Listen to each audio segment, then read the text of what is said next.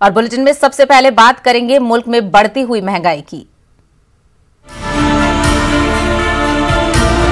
Petrol और diesel के दाम तो बढ़ ही रहे हैं, एलपीजी सिलेंडर भी वो भी महंगा हो गया है और कोई कुछ बोलने को तैयार नहीं है।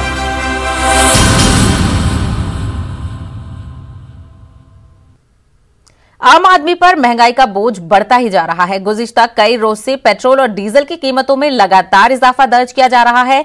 पेट्रोल की कीमत में आज आपको बता दें 26 पैसे फी लीटर, तो डीजल की कीमत में 29 पैसे फी लीटर तक का इजाफा किया गया है। इजाफी कीमतों के बाद अब दिल्ली में पेट्रोल 88 रुपए 99 पैसे फी लीटर मिल रहा है, तो डीजल 69 रुपए 35 पैसे तक जा पहुंचा है। आपको बता दें फरवरी महीने में लगातार आज नवीं बार पेट्रोल डीजल की कीमतों में इजाफा दर्ज किया गया है। इसके अलावा अगर एलपीजी सिलेंडर की कीमत की बात करें तो उसकी कीमत में बढ़ते इजाफे से भी आवाम बुरी तरह से परेशान है।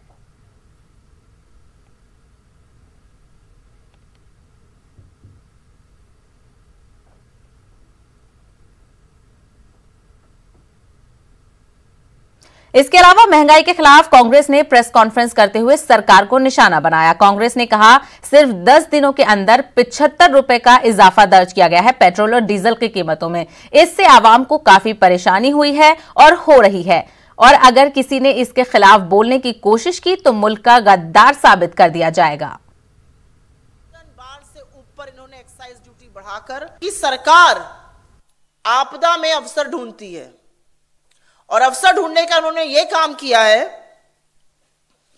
कि निरंतर एक्साइज ड्यूटी बढ़ाते रहे हैं। अपने कार्यकाल के दौरान दर्जन बार से ऊपर इन्होंने एक्साइज ड्यूटी बढ़ाकर करीब करीब 24 लाख करोड़ रुपए कमाए हैं।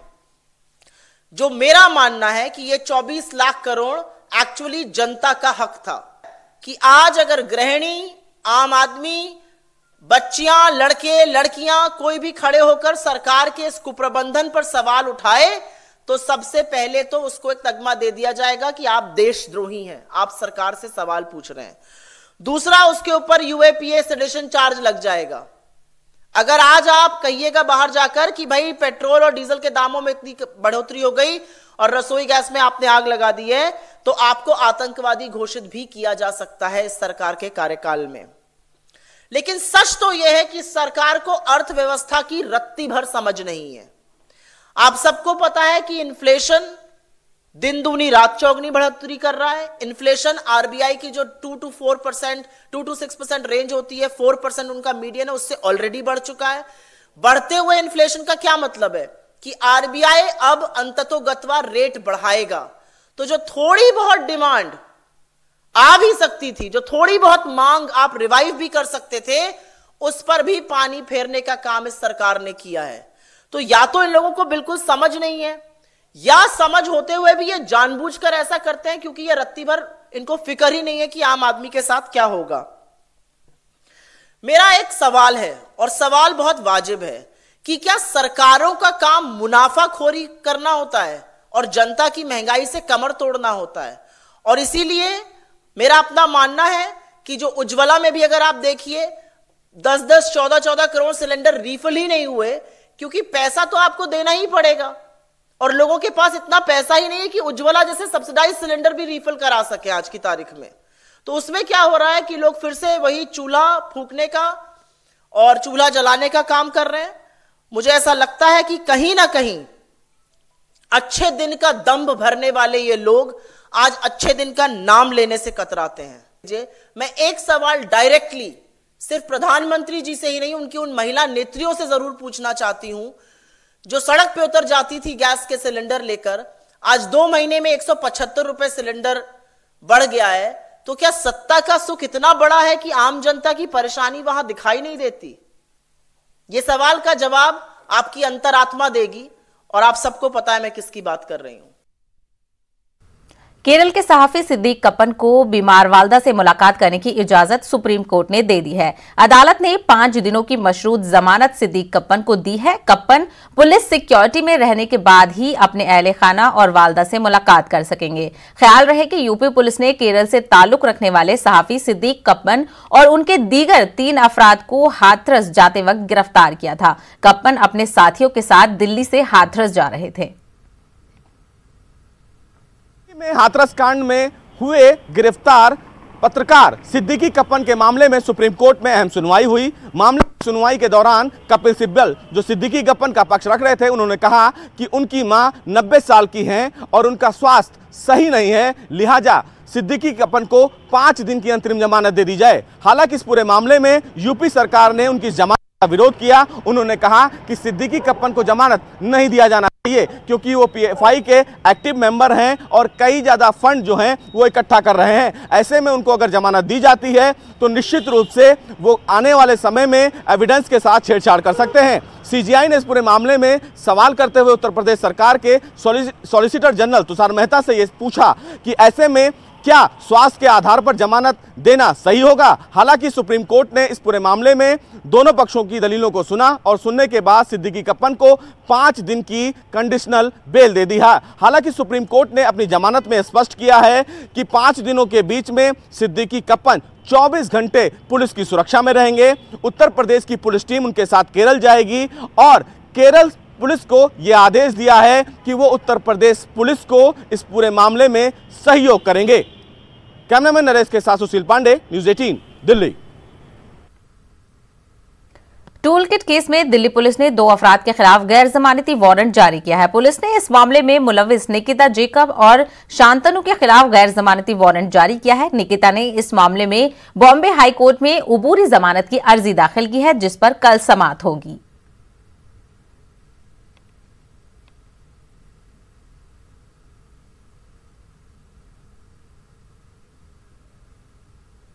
आज कोर्ट ने हम लोगों ने ट्रांजिट एंटिसिपेटरी बेल फाइल किया है क्योंकि प्रॉपर जुरिस्डिक्शन जो है वो मुंबई न्यायालय का नहीं है, वो दिल्ली न्यायालय का है। तो पर निकिता मुंबई की रहने वाली है, तो जब तक वो मुंबई से दिल्ली जाएंगे तब तक उनके लिए कुछ प्रोटेक्शन चाहिए। तो in the interest of justice हम लोगों ने before the honourable Bombay high court हमने ट्रांजिट एंटिसिपेटरी बेल के लिए अप्लाई किया है। हाई कोर्ट ने मैटर कल रखा है हियरिंग के लिए। दिशा रवि की गिरफ्तारी के मामले पर मरकजी वजीर मुख्तार अब्बास नकवी का बयान सामने आया है। उनका कहना है कि ये सियासी सुपारी सिंडिकेट है, अब इनका सफाया हो रहा है।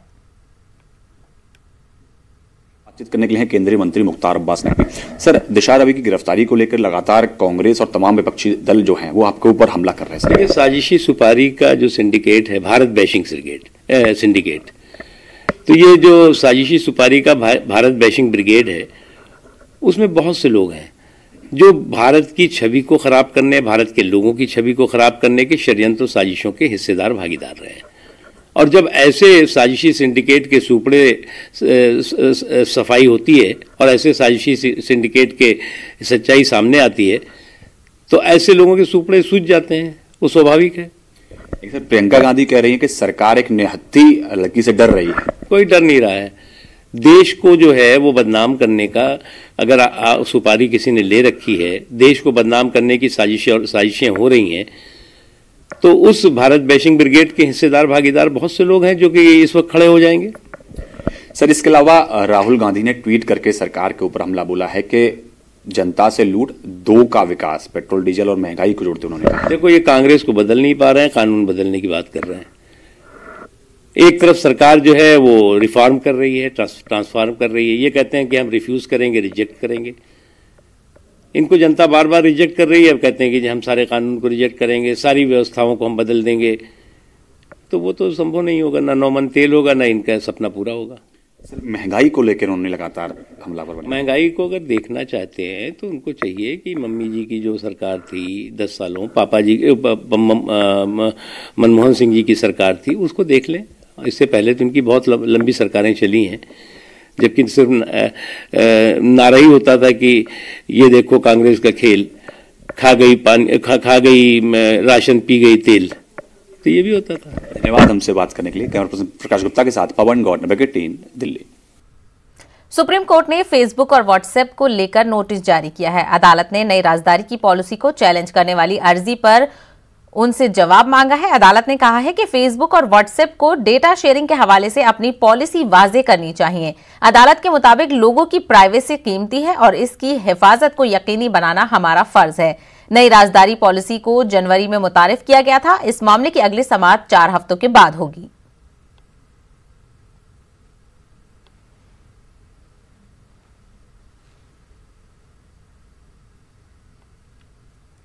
प्राइवेसी पॉलिसी को लेकर दाखिल याचिका में सुप्रीम कोर्ट में अहम सुनवाई हुई। सुनवाई के दौरान याचिकाकर्ता की तरफ से कहा गया कि भारत में व्हाट्सएप की नई प्राइवेसी पॉलिसी लोगों की प्राइवेसी को खतरे में डाल सकती है। इस पर व्हाट्सएप की तरफ से पेश वकील मुकुल रोहतगी ने कहा कि व्हाट्सएप की नई पॉलिसी से किसी की प्राइवेसी में खतरा नहीं पड़ेगा। इस पर सीजीआई ने कहा कि किसी भी पॉलिसी में प्राइवेसी का रुख स्पष्ट होना चाहिए। सीजीआई ने मामले की सुनवाई के दौरान बड़ी टिप्पणी करते हुए यह कहा कि भले ही व्हाट्सएप और फेसबुक 2 से 3 ट्रिलियन डॉलर की कंपनी क्यों ना हो, लेकिन लोगों की प्राइवेसी उससे भी ज्यादा कीमती है और लोगों की प्राइवेसी की रक्षा करना हमारा दायित्व है। बहरहाल सुप्रीम कोर्ट ने इस पूरे मामले में केंद्र सरकार और व्हाट्सएप को नोटिस जारी कर जवाब तलब किया है। व्हाट्सएप अपना सुप्रीम कोर्ट में आने वाले दिनों में क्या कुछ जवाब दाखिल करता है।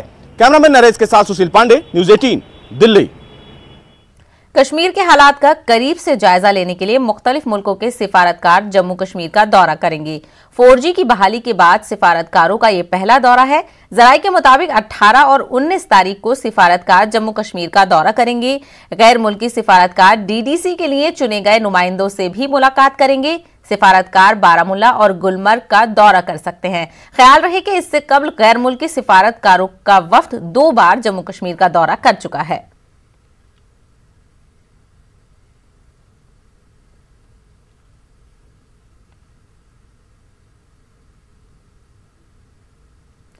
कोरोना वबा के दौरान बाहमी इमदाद व इन्हिसार का जज्बा मुस्तहकम हुआ है। मुल्क इस वबा से मुत्तहिद होकर मुकाबला कर रहा है।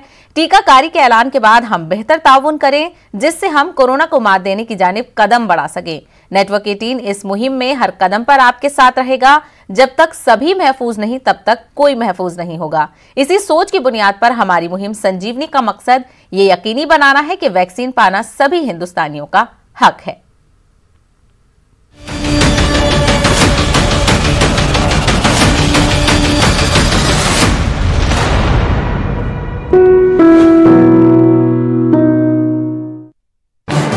इस न्यूज हेडलाइंस के प्रायोजक पेट सफा आयुर्वेदिक चूर्ण। पेट सफा, हर रोग दफा।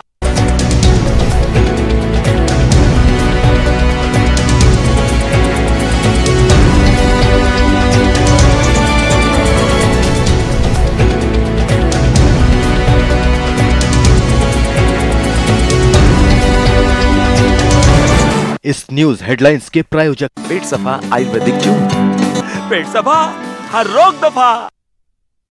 ललिता ज्वेलरी में और दूसरे दुकानों में देखा कि हम क्या कर रहे हैं। कोरोना काल में लोग एक दूसरे को समझा रहे हैं। बड़े बड़े लोग वीडियो बना रहे हैं। आप गाना जानते हैं तो गाइए या फिर अपना हुनर दिखाइए। वीडियो बनाइए और हम तक पहुंचाइए और घर बैठे बनिए स्टार।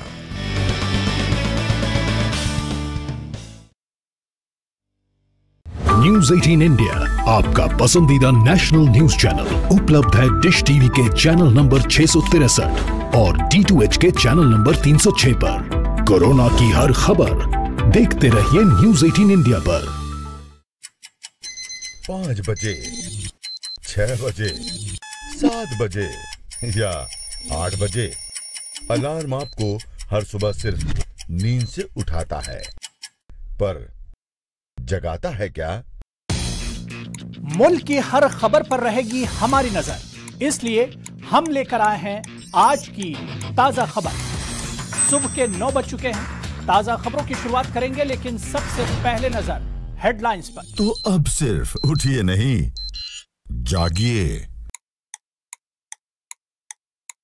मुल्क के हर कोने में फैला है जहरीली वबा का कहर, लेकिन हर वक्त हर पल मुस्तैदी से निभाते हैं हम अपनी जिम्मेदारी, ताकि मिले आपको हर शहर की हर खबर। देखिए खास बात इंडिया न्यूज 18 उर्दू पर।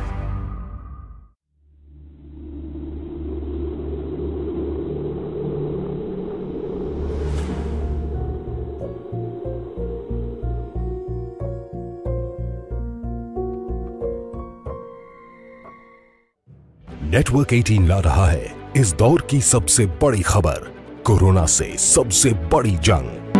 पेट सफा, हर रोग दफा।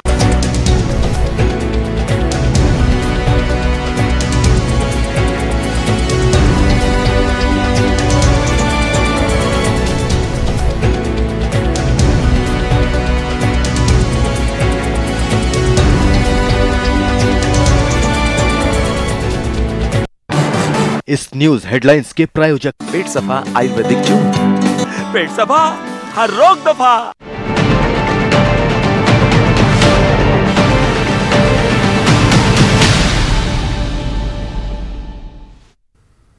किसानों के एहतजाज का आज 82वां दिन है। किसानों के जरिए मुल्क भर में महापंचायत का इनेकाद अमल में लाया जा रहा है। आज यूपी के बिजनौर में महापंचायत का इनेकाद किया जा रहा है। आपको बता दें, इस महापंचायत में शामिल होने के लिए कांग्रेस लीडर प्रियंका गांधी भी पहुंची हैं। किसानों के इस महापंचायत को काफी अहम समझा जा रहा है। सिक्योरिटी के सख्त बंदोबस्त भी किए गए हैं।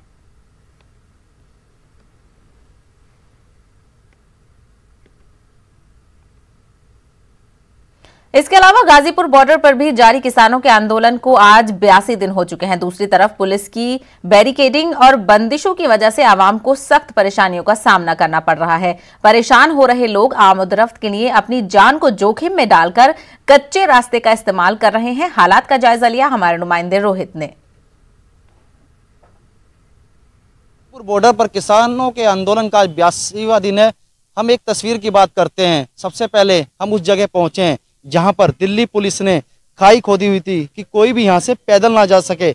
दूसरी तरफ की तस्वीर की बात करें तो ये वाहन है उसी साइड के कच्चे रास्ते से जा रहे हैं, क्योंकि बॉर्डर दिल्ली पुलिस ने बंद कर दिया है जहां पर किसानों का आंदोलन चल रहा है, जिससे बहुत ही समस्या आखिरकार इन्हें उठा के जाना पड़ रहा है।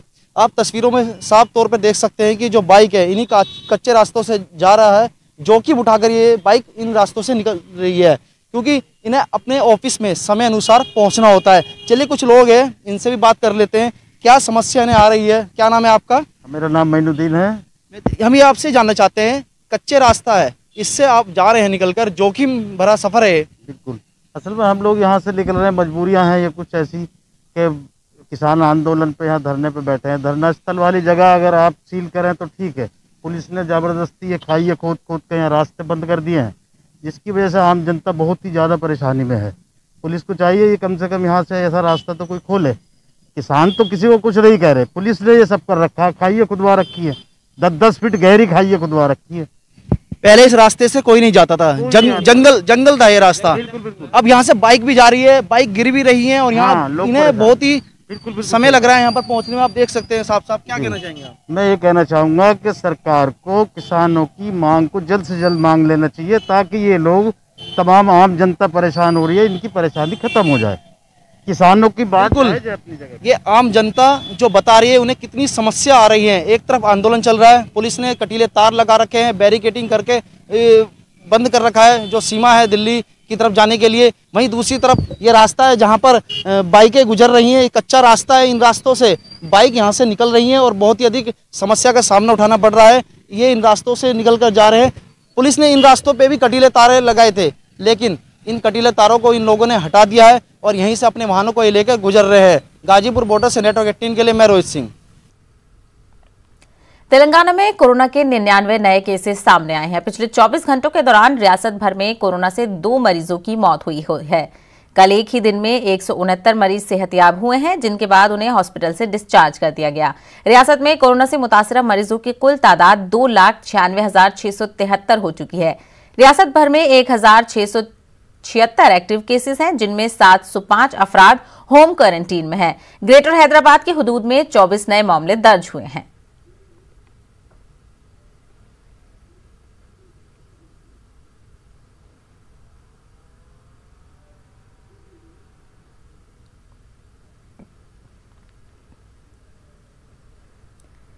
एक जीनियस की पहचान छोटी उम्र से ही हो जाती है और ये अपना कमाल बचपन से ही दिखाना शुरू कर देते हैं। नेटवर्क 18 की इस खास पहल में ऐसे ही कुछ खास जीनियस से रूबरू करवाएंगे। पिछले हफ्ते आपको मिलवाया था 3 नंबरों के जादूगरों से। उनका हौसला बढ़ाया सोहा अली खान ने। आइए देखते हैं उसी की एक झलक।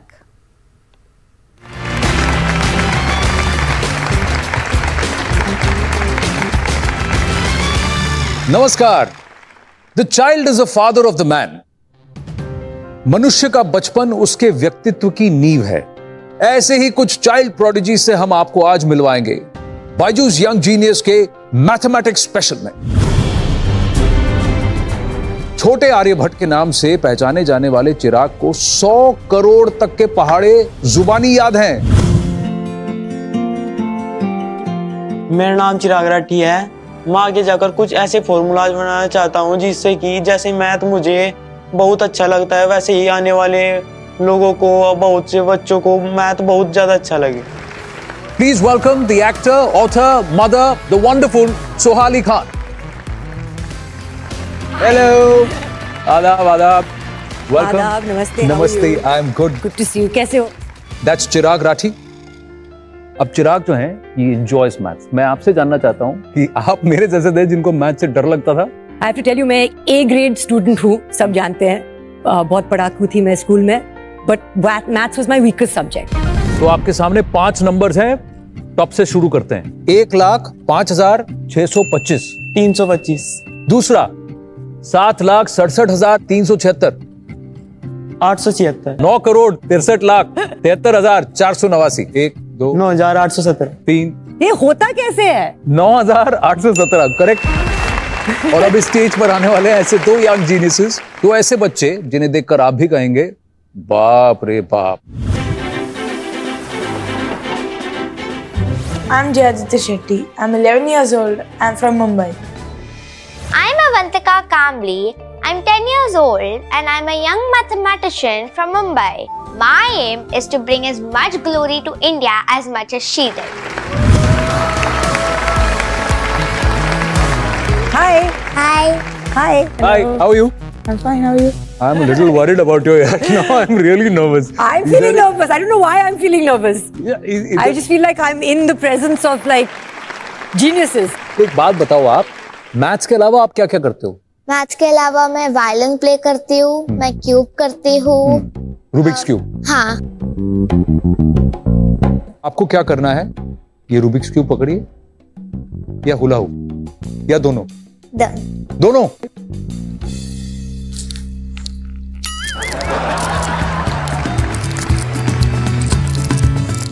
What is going on?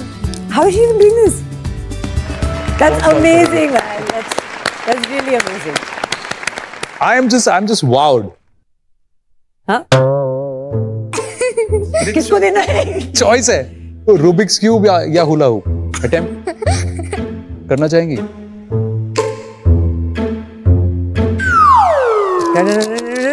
And oh. Well done, absolutely fantastic. Thank you. तो ये तो हमने देखी अवंतिका की एबिलिटीज। जय आदित्य बिग नंबर डिविजन्स में वर्ल्ड नंबर 2 हैं, तो इसलिए आपके जीनियस को हम यहाँ टेस्ट करने वाले हैं, एबिलिटी को। 30 सेकंड का समय है सॉल्व करने के लिए। After you see the numbers your time starts now.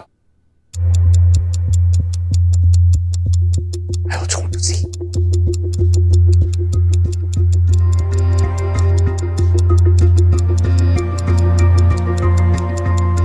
Fantastic. चलिए आपके आंसर्स चेक करते हैं। जय आप बैठिए। 96,831 96,831। वेल डन जीनियस, बहुत बढ़िया। That is just amazing. It's beyond like that's what I'm saying कि आप, मुझे लगता है जो लोग मैथ्स ऐसे कर सकते हैं, mental maths, division, it's a special skill. We're all incredibly proud of you.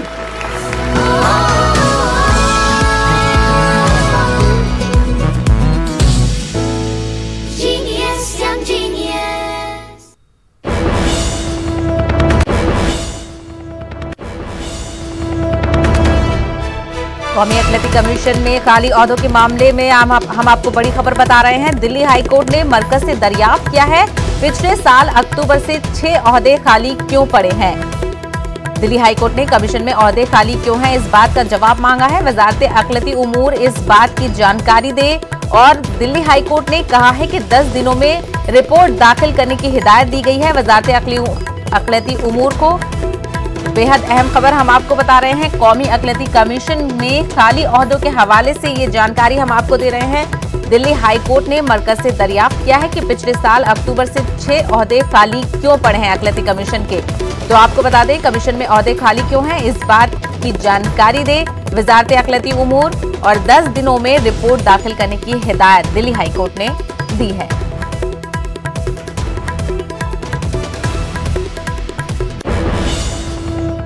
चलिए सीधे चलेंगे बिजनौर, जहां महापंचायत में प्रियंका गांधी खिताब कर रही हैं।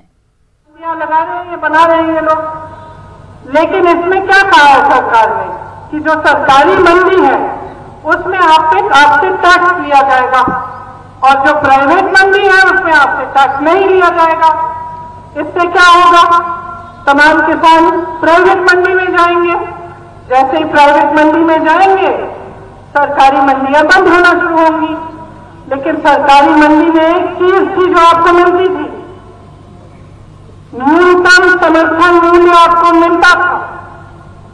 जैसे जैसे प्राइवेट मंडियां आगे बढ़ेंगी और सरकार की मंडियां बंद होंगी, आपको न्यूनतम समर्थन मूल्य मिलना बंद हो जाएगा। इसके जरिए भी जो बड़े बड़े खरबपति उद्योगपति हैं फिर से अपनी मनमर्जी कर पाएंगे। मंडी उनकी है, दाम वो तय करेंगे, कितना खरीदना है, कब खरीदना है वो तय करेंगे। अब तीसरा कानून सुनिए, तीसरे कानून में ये लिखा है कि कॉन्ट्रैक्ट यानी ठेके पे किसानी होगी। इसका क्या मतलब है? इसका मतलब है कि एक बड़ा खरबपति आ सकता है आपके गांव में और आपको कह सकता है कि देखिए आप 10-15 किसान हो, आपके साथ मैं कॉन्ट्रैक्ट बनाऊंगा, आप गन्ना उगाइए और इस गन्ने के लिए मैं आपको 500 रुपए दूंगा। आपने मेहनत की, गन्ना उगाया, समय आया गन्ना बेचने का, आप उस अरबपति के पास गए, आपने उससे कहा कि 500 रुपए में आपने कहा था आप खरीदेंगे, तो ये बिल्कुल उसकी मर्जी है कि आपको कह दे कि भाई हमें तो अभी गन्ने की जरूरत ही नहीं, तुम्हें किसने कहा 500 का खरीदेंगे हम, 200 देते हैं दे दो, फिर आप क्या करोगे?